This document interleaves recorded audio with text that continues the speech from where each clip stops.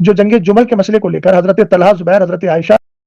صدیقہ رضی اللہ تعالی عنہم کی شانوں میں توہین کر کے ان کو کافر شمار کرے گا معاذ اللہ، تو ایسے بدبخت شخص کے لیے تو ہمارے دل میں نہ کوئی گنجائش کل تھی، نہ آج ہے اور نہ کبھی ہو سکتی ہے، اس لیے کہ ہم نے صحابہ کرام رضوان اللہ تعالی علیہم اجمعین کی محبت کو حضور علیہ السلام کی حدیثوں سے سیکھا ہے۔ لہذا میں ان نوجوانوں سے کہوں گا کہ جو اس صدر کے ختم ہونے کی بنیاد پر، اس کے تباہ ہونے کی بنیاد پر، موت کی بنیاد پر،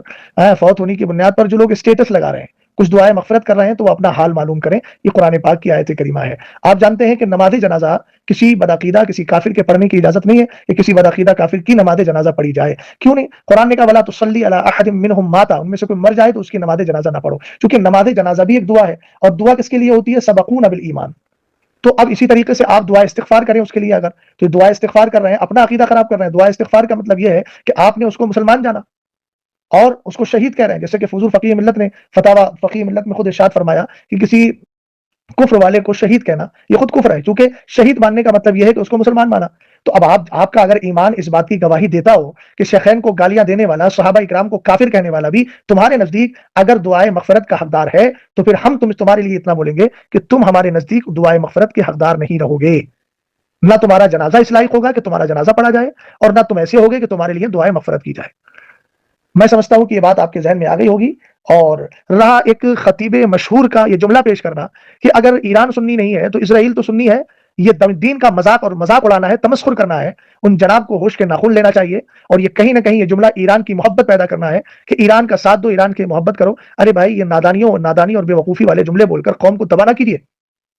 یہ ہمارے مذہب اور مسلک کے بالکل خلاف ہے۔ سرور کائنات صلی اللہ تعالی علیہ وسلم کی حدیث تمہاری نظر میں کیوں نہیں ہے؟ اذا رأیتم صاحب بدعۃ فاقفہوا فی وجہہ فإن اللہ تعالی یبغض کل مبتدع، کہ سرور کائنات صلی اللہ تعالی علیہ وسلم نے فرمایا اگر تمہیں کوئی گمراہ بددین بد مذہب نظر آوے تو اس کے سامنے ترش روئی اور سختی کے ساتھ پیش آؤ، چہرہ بگاڑ کر۔ کیوں؟ اس لیے کہ اللہ تعالیٰ کسی بدعتی کو پسند نہیں کرتا، اور جس کو اللہ پسند نہیں کرے اس کو تم کیسے پسند کر رہے ہو؟ تو جو لوگ اس طرح کا اسٹیٹس لگا کر وہاں پر دعائیں مغفرت لکھ رہے ہیں، لفظ شہید بول رہے ہیں، میں ان سے اتنی گزارش کروں گا کہ اپنے ایمان کی خیر منائیے، اور اپنے ایمان کے تعلق سے جو ہے غور کیجیے، اور ایمان کے تعلق سے سوچیے کہ آپ کا ایمان کتنا کمزور ہو گیا کہ آپ کسی کے لیے بھی کہیں بھی مائل ہو جاتے ہیں۔ وَلَا تَرْكَنُوا إِلَى الَّذِينَ ظَلَمُوا فَتَمَسَّكُمُ النَّارُ، قرآن کہتا ہے ظالموں کی طرف مائل مت ہو ورنہ جہنم کی آگ تمہیں بھی چھو لے گی۔ اور بھائی اگر اتنا ہی شوق ہے آپ کو اس کو شہید کہنے کا، دعائیں مغفرت کرنے کا، تو پھر دعا یہ بھی کر لو کہ اللہ تعالیٰ تمہارا حال اس کے ساتھ کرے قیامت کے دن، معاذ اللہ۔